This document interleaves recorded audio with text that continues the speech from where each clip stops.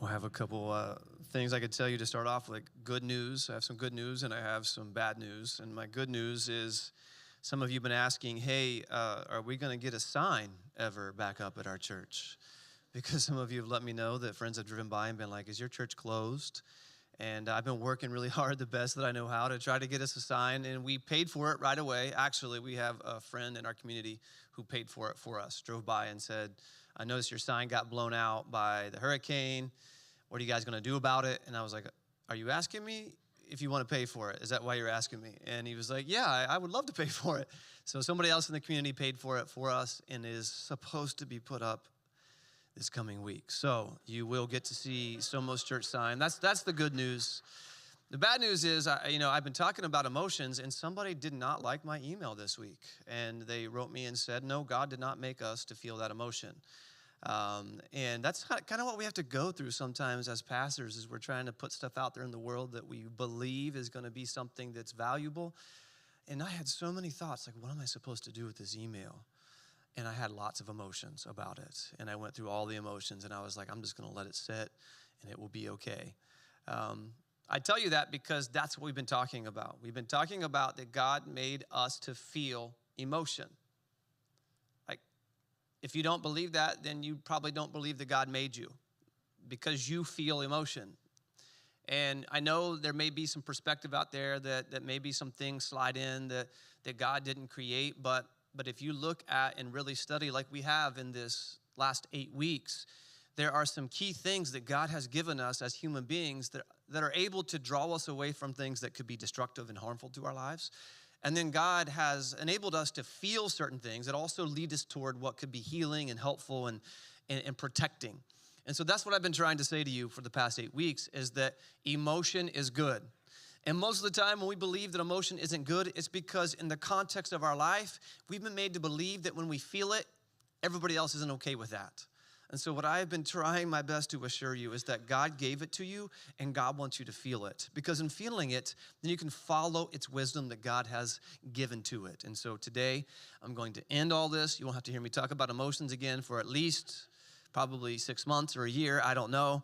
Last week, I talked about the emotion of fear. And today, I'm going to talk about something that most of us didn't even know was an emotion. And that is the emotion of desire. So most of us, the majority of our existence, we didn't know that emotion is a desire, because desire is something that the majority of us have relegated to just an urge. Like, desire is just an urge that you have inside of yourself. And that to me is sad.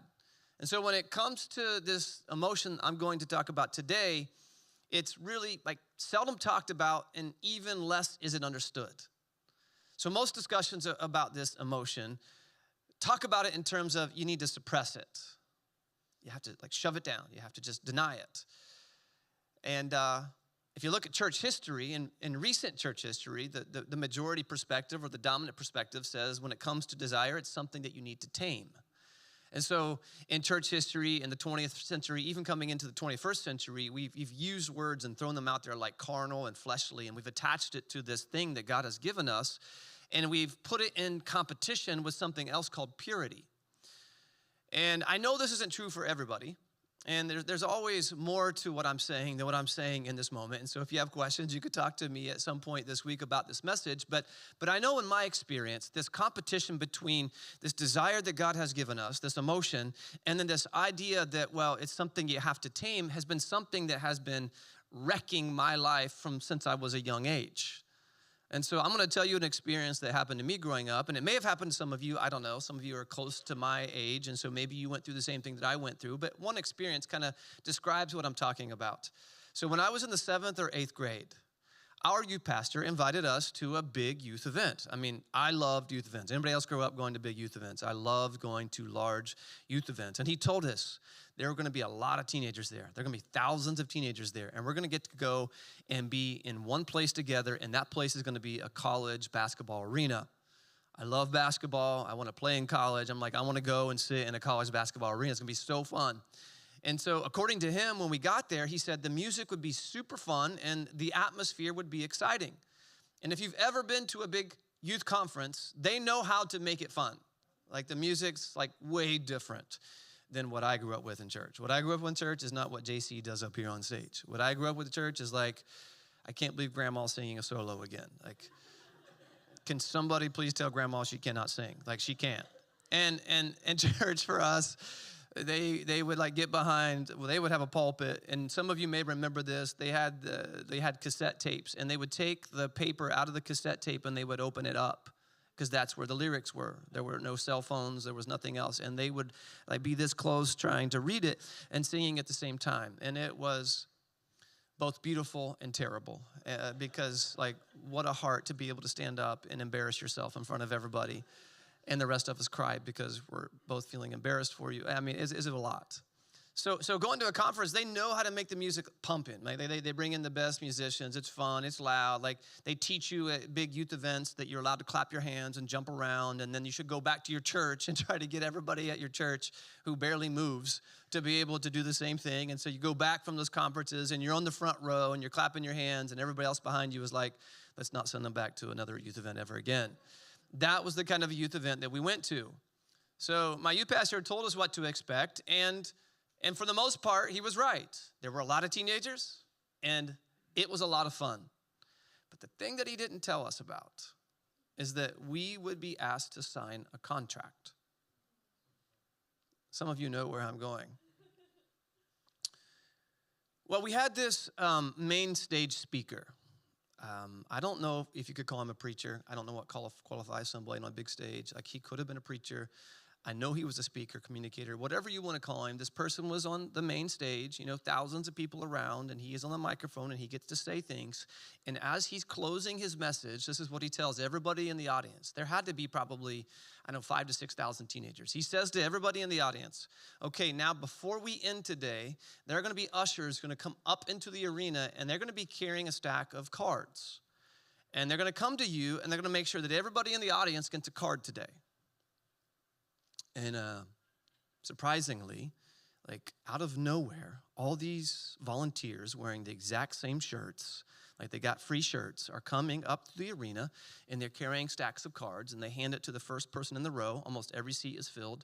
And then that person would take one, and they'd pass it down, and everybody in the arena had these cards. And when the person realized that, okay, now everybody has their cards, this is what he announces back into his microphone. This is closing the message. He says, now, I want everybody here to sign this contract saying that you will kiss dating goodbye. And I was like, looking around like, I didn't know that's why we were coming here. I saw a lot of pretty girls at a conference with 6,000 or 7,000 people. I'm in the 7th or 8th grade. Boyfriend, girlfriend, 7th and 8th grade, I don't know.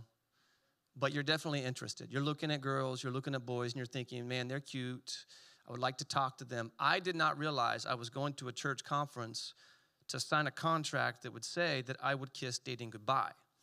If you're not familiar with the book that's written, and that person now, you can go look him up. He's regretful that he wrote the book. The concept in the book is that you wouldn't just kiss dating goodbye. You wouldn't kiss until you got married. I thought I was going to meet Jesus. But they invited me to say goodbye to the possibility of kissing a girl. And I was like, did I come to the right place? Like, is this where I'm supposed to be? And so there's a bit of me that's rebellious. I don't know. You may pick up on that with me. I have no idea.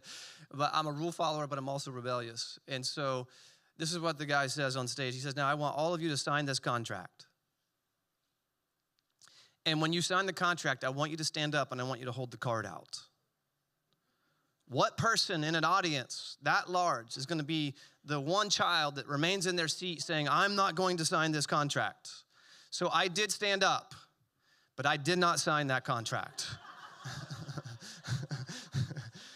And I dated Brooklyn, and we got married. We even kissed before we got married. I don't know. So middle schoolers, high schoolers in the room, I want you to look in your seat. I have a contract for you. Oh, it's terrible, man. Do you all feel what I felt in that moment. I was like, this can't be it. This can't be while I'm here. What I heard that day, now I got to tell you this first. By 1995, 2.2 million teenagers had signed that contract. So what I heard that day, and I think thousands of other teenagers heard that day, is this: desire is dangerous. It's dangerous. And because it's dangerous, well, the best thing that you could do is to just ignore it and try to numb yourself to it. Because what we were taught is that if you don't do that, then your only other option is to be somebody who pursues it like in a way that's unhinged.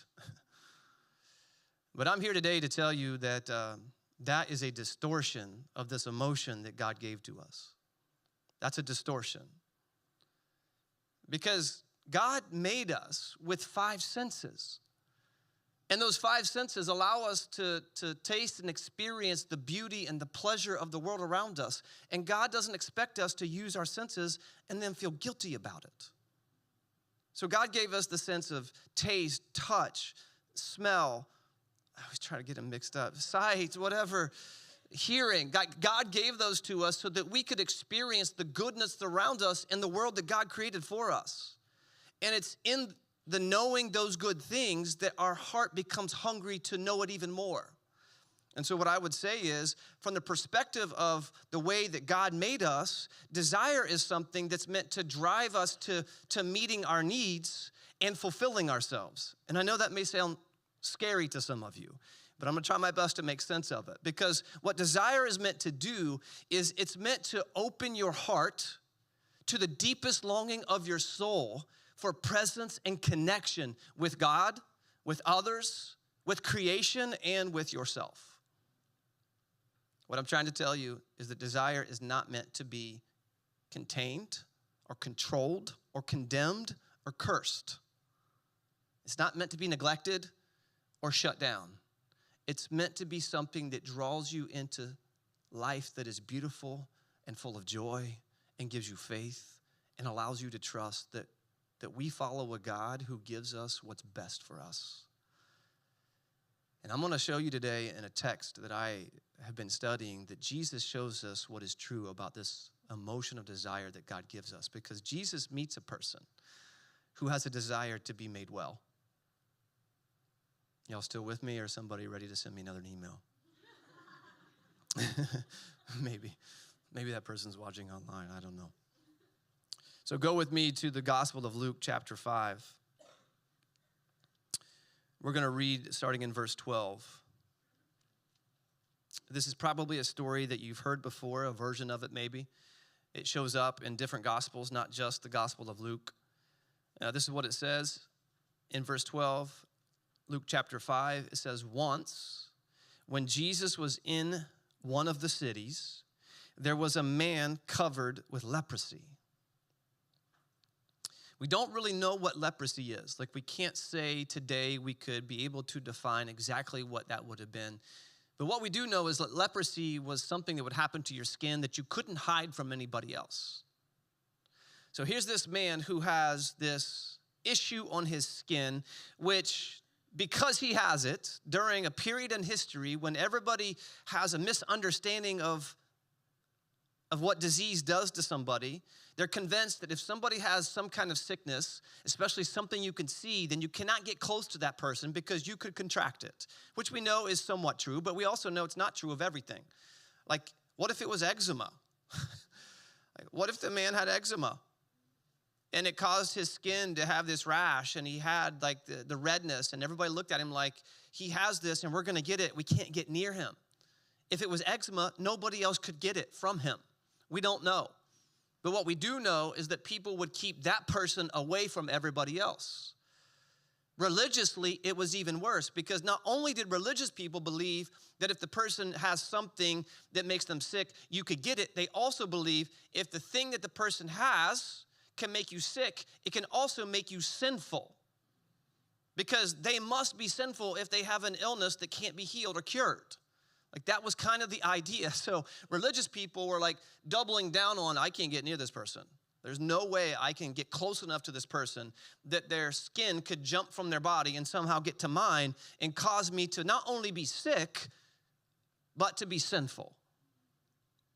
So you can imagine this man is in an alone place. When he saw Jesus, he bowed his face to the ground and begged him, Lord, if you choose, you can make me clean. I just wonder, do you hear his desire? His desire is more than just wanting to be made clean. His desire is to be able to be restored in relationship to other human beings. And he takes that desire to Jesus and he's saying, I wish I could be made clean. Then Jesus stretched out his hand and touched him and said, I do choose, be made clean. Immediately the leprosy left him, and he ordered him to tell no one. Go, he said, and show yourself to the priest as Moses commanded. Make an offering for your cleansing for a testimony to them. But now, more than ever, the word about Jesus spread abroad. Many crowds would gather to hear him and to be cured of their diseases, but he would withdraw to deserted places and pray. This man had a deep desire. The easiest desire to talk about for all of us is the desire to eat. Because we don't have to think about eating. If we don't eat, eventually, your body will tell you you're hungry. And not only is it the easiest to talk about, the desire to eat, but what makes it easy for us is that God created a world where some foods taste good. It is a bit sad to me that we've taken food that God created that tastes good the way that God created it, and then we put them in cans, like green beans. Like green beans are not meant to be canned. They're not meant to be taken fresh, put into some weird juice, and then put in a can and then placed on the shelf somewhere at your house. And so if we got to the apocalypse and only had canned green beans, I probably would die. Like, I don't think I would try to eat them and live. I can't do it. But what I do think is amazing is that God made food that tastes good. And do you know that there's a reason why food tastes bad? Because most food that tastes bad is poisonous to you. That's why green beans are something you should not eat, because they're poisonous. But you can see animals do it. Like, we're a little bit above the animals, but animals know what food to eat. They don't have prefrontal cortex like we do to be able to think about it. They know when food tastes bad, that's food you stay away from. Like, God designed the world so that food tastes good, so we would take that food in and be able to be healthy. I know in my house, whenever the question gets asked, what are we having for dinner tonight? That is a loaded question. What are we having dinner tonight? Really what they're wanting to know is it something that I will eat? And it tends to be something they will eat if it tastes good.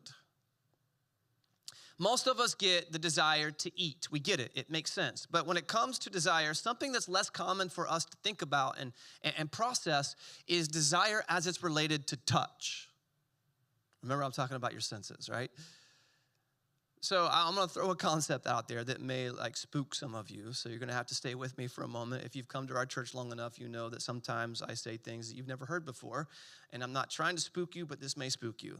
There is a thing out there that they talk about in the world of, what it means to be healthy human beings. And they've defined it as skin hunger. Yeah, I know you all were like, what in the world is he going to say? Skin hunger is essentially this concept that all of our bodies have skin, and our skin craves human contact with other human skin. Which I know I'm risking a little bit, some of you taking your thoughts to certain parts of your house where you could be with your spouse or somebody else. You're not allowed to date anymore. We already defined that. But maybe you're thinking, and it kind of does include that, but what I'm talking about when I'm talking about skin hunger is this idea that your body craves to receive human contact from people, especially family members and friends who you trust. Like, your body craves that. It's hungry for that. That's the way that God made us. And so what we can recognize is that most people are walking around in this world without experiencing that. Like we have the majority of people who exist in a day-to-day basis, and their skin is literally crawling for, does anybody notice me? Like, is anybody going to get close enough to me to be able to say, hey, I'm right here with you. I'm present, and I want to be connected to who you are. I don't want you to feel like you have to pass through life all by yourself. And so we have this thing called skin hunger. I got to get back to my notes. And so starting at birth, it's something that we all need. So I don't know if you've ever seen a movie about a woman birthing a baby, or maybe you've been in a birthing room, or maybe you have some concept of what that's like, but do you notice the first thing that people will do whenever they deliver a baby? They take that baby before they clothe that baby, and they put that baby with its mother skin-to-skin contact, because that baby has just been through trauma. Like your very first trauma is coming into this world. Like it is not an easy passage. It is something that does a lot to the mother's body and the baby's body just to be able to come and have their first breath. And so as this baby has come through this moment, this baby needs to know that all the stress that it has been through can be calmed and cared for. And so they take that baby and they put it skin to skin to its mother. And that is a special moment. All the mothers in the room, I think, would agree, who have been able to experience that moment in your life. So what we learn is that when we have this kind of contact with other human beings, which is something we all need starting at birth, it gives us this ability to be able to cope with our stress. It's something that helps us to create relationships with people that give us some level of satisfaction. And we've even learned that it strengthens our immune system. Like there are studies that show that if you have less human contact with other human beings, then you are vulnerable to more health problems in your life. So as I stated before, there's a lot of people walking around in this world, and I would say that they're dealing with something else, a different term related to what I'm talking about, and that is touch starvation. There are a lot of people who are starved for touch. And what I mean by that is good, caring human contact is rare. And this is not an indictment on cell phones. But if we would hold our cell phones less, we would be more able to reach out and touch somebody. Give them a hug, put our hand on their shoulder, cuddle with them. Just be willing to be close. And so what happens is, sadly, on a day-to-day basis, we're all living our lives really close to other human beings, and very few are reaching out. And here's what's crazy. What's crazy is how powerful a 20-second hug is. A 20-second hug is all it takes for your body to start release at a higher level, something called oxytocin. And when it does that, oxytocin tells you that it's okay to start to calm and to feel connected. And no matter what you're going through, you're going to be okay. I did a funeral last Sunday after church. Some of you knew him. His name was Bob Anderson, and he used to come to church here. The last time he came to church here, he was already starting to lose some of his mental abilities, but he remembered us enough to get in the car against good advice and drive himself to church here. He showed up all by himself, and I could tell, I hadn't seen him for a while, I could tell, Bob and his age and things that he had gone through, but I could tell when he walked up, like, this is Bob, but this is not Bob. And I was thinking he probably shouldn't have driven himself here. And it wasn't long after that one of his children showed up and said, come on, Dad, you know you're not supposed to be driving. He's like, but I needed to go see Coy and Somos one more time. I did his funeral. And the funeral home has a practice that they do, and that is to bring everybody that's close family into the room and pray with the pastor. I've actually never done that before at a funeral home. That was kind of a neat moment. And so when we brought everybody into the room, what do you think they were doing with one another? Giving each other hugs, holding each other. I know it's strange for me to be talking about touch so much, but I want to connect it to this gospel story because in the Gospel of Luke chapter 5, Jesus meets this man who has a desire to be healed, and he is a man for whom touch would have been unthinkable. With leprosy showing on his skin, nobody would have even gotten close to this human being. You know, during COVID, we had the 6-foot rule. And we all thought, like, how ridiculous that we have to be 6 feet away from each other. And we would go to places, and you would see chairs, like, set up 6 feet apart. And we were like, that's ridiculous. Why would we be 6 feet apart? Like, that's bogus. And I don't really have any opinions either way on that. I mean, it was strange, I will say that. But 6 feet would have been way too close in the first century for this man who has leprosy. It would have been more like 6,000 feet that people would have separated themselves from this man. And that includes his dad and his mom. That includes his brothers and his sisters. That includes his aunts and his uncles and his grandma and his grandpa. That would have included his wife if he had one. And it would have included his kids if he had any. This man is separated as far as any other human being could be from presence and connection through human contact with anybody else. And then something interesting happens in this story that we find that's given to us in the Gospel of Luke.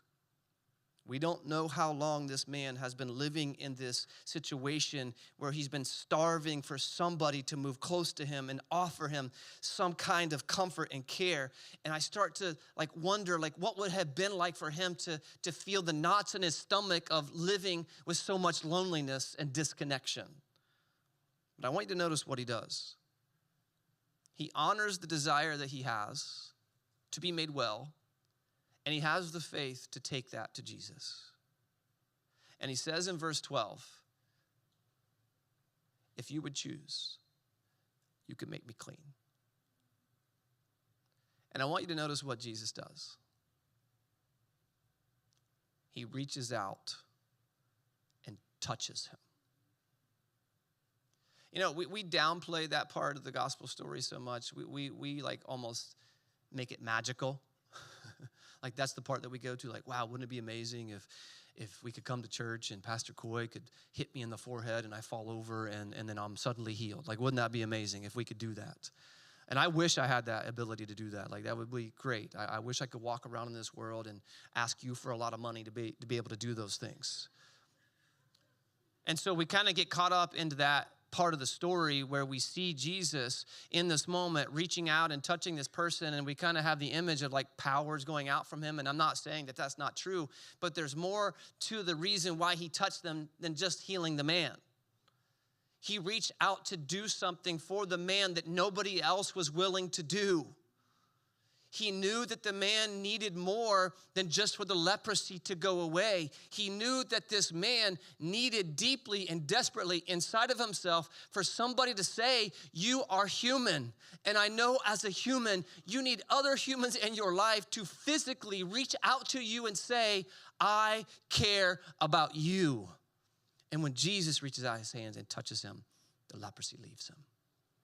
And so what we learn about desire is something that I believe is pretty amazing. What we learn about desire is that desire, when you feel it, isn't something that excludes you from connection with Jesus. It's actually something that draws you into it and leads you to believe and trust that God is a God who gives us what's best for us. Do you all see that?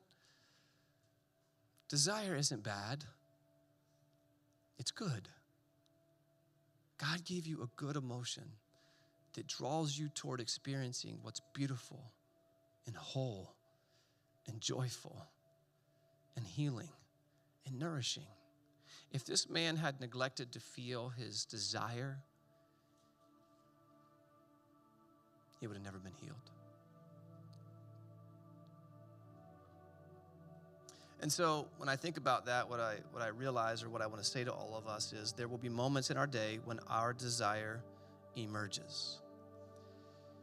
And I've been talking about it in all kinds of ways, but I can tell you this, like everybody in this room, to some degree, the desire that we all share and that we struggle with and don't know how to be present to is the desire to be close to somebody that we don't know how to be close to. Like we want things to be healed. We want things to be right. We want things to be good. We want things to be healthy. We want things to be in balance. We want to feel cared for. We want to offer care. We want to be in a place where we can look at one another and honor the good things that we see. We want to be looked at by the other person with eyes that say, I delight in you. I'm glad you're a part of my life. I'm telling you, every person in this room is somebody who to some degree struggles with somebody in your heart, in your inner being, whether it's somebody that you talk to every day, or somebody you haven't talked to in years, or somebody who's walked away from you, or somebody who's abandoned you, or somebody who harasses you. I don't know. But all of us in this room, I would argue to some degree, has a desire to feel close. But we don't know how to honor that desire. And so when that desire emerges, I'm trusting that you will hear what God has said. Don't bury it. Let it bloom. Let that desire to be close to somebody bloom. There's all kinds of other desires. But I'm convinced that that's the one that most people struggle with the most. Let the desire bloom. Have the faith to take it to those around you who can nurture it to life, who can say, this is a good thing that God has given you. It's not bad that you want to feel close. It's not bad. It's good. Let it bloom.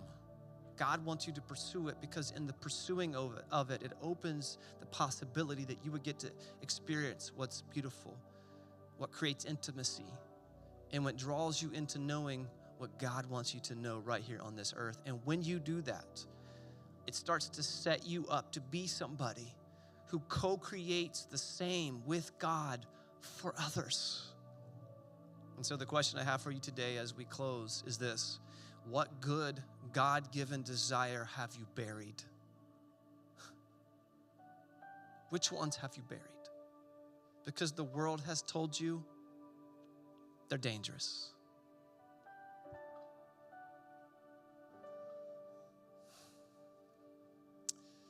You know, my thought was at the end of my message to invite all of you to do something, but I realized not everybody in this room will be sitting next to somebody. But my thought was, like, what if just for a moment, based on what we've learned, we could just offer some kind of caring touch to somebody who's next to us? First of all, that'd be creepy if you didn't know the person. And to be really honest, like, I don't want to hug people I don't know. I don't even want them like near me in that way, which is a part of my own story. So I wonder what it would be like to offer yourself a kind of touch that says, desire is good. So I'm going to have you stand with me today. I'm going to invite you to do something that may be weird, and that's okay. You can call it weird, which means you don't have to do it. But if you're here today and you realize that, oh man, like God gave this to me and it's something that's good and it's something that's been neglected, would you take your arms and just do this for yourself as a way of saying,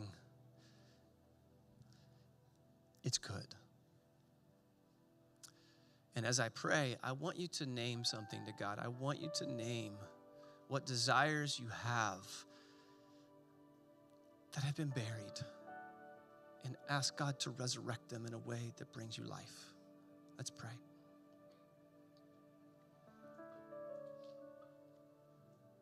God, it's a lot to talk about emotions. We've been doing it for 8 weeks.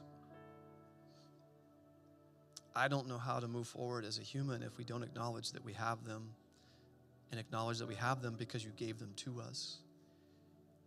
And that really they only become something that's harmful in our lives when we have distorted views of what it means to engage them.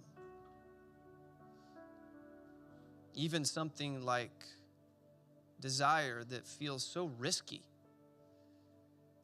We only end up experiencing disruption from desire when we've been taught to use it in a way that's not good.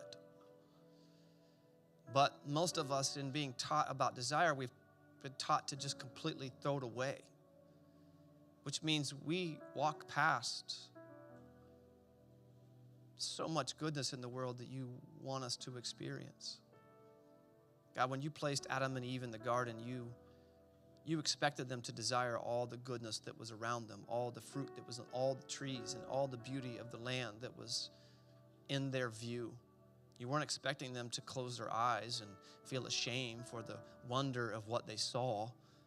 You expected them to be in awe of everything good that you gave them. It was just in the seduction of evil that drew them to the place they weren't supposed to go to, that it became something that was harmful. And so it wasn't the emotion or the desire that was wrong. It was the impact of evil that misused it. So God, today I pray that you would help us reclaim something good that you gave us, and trust and have faith that we can bring it to you, and that in bringing it to you, you will honor it in a way that starts to heal our lives. In your name I pray. Amen.